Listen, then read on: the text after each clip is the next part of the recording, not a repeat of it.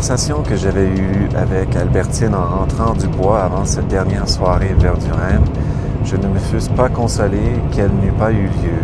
Cette conversation qui avait un peu mêlé Albertine à la vie de mon intelligence et en certaines parcelles nous avait fait identiques l'un à l'autre. Car sans doute son intelligence, sa gentillesse pour moi, si j'y revenais avec attendrissement, ce n'est pas qu'elle eusse été plus grande que celle d'autres personnes que j'avais connues. Madame de Cambremer ne m'avait-elle pas dit à Balbec « Comment vous pourriez passer vos journées avec Elstir, qui est un homme de génie, et vous les passez avec votre cousine ?»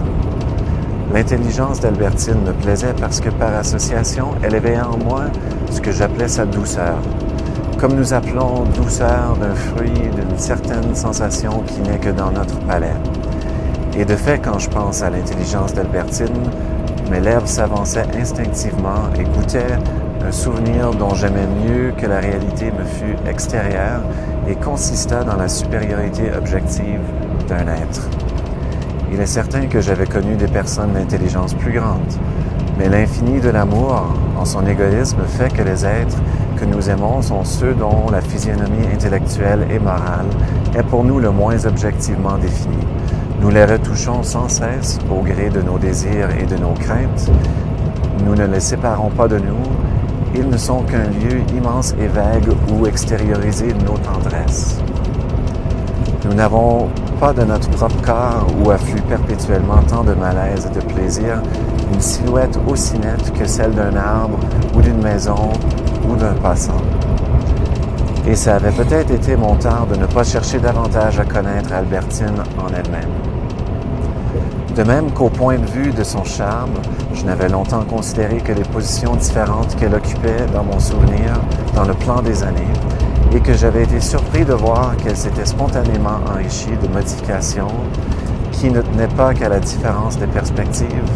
De même, j'aurais dû chercher à comprendre son caractère comme celui d'une personne quelconque et peut-être, m'expliquant alors pourquoi elle s'obstinait à me cacher son secret, j'aurais évité de prolonger, entre cet acharnement étrange et mon invariable pressentiment, ce conflit qui avait amené à la mort d'Albertine.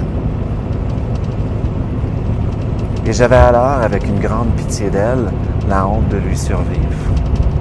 Il me semblait en effet dans les heures où je souffrais le moins que je bénéficiais en quelque sorte de sa mort, car une femme est d'une plus grande utilité pour notre vie si elle y est, au lieu d'un élément de bonheur, un instrument de chagrin, et il n'y en a pas une seule dont la possession soit aussi précieuse que celle des vérités qu'elle nous découvre en nous faisant souffrir.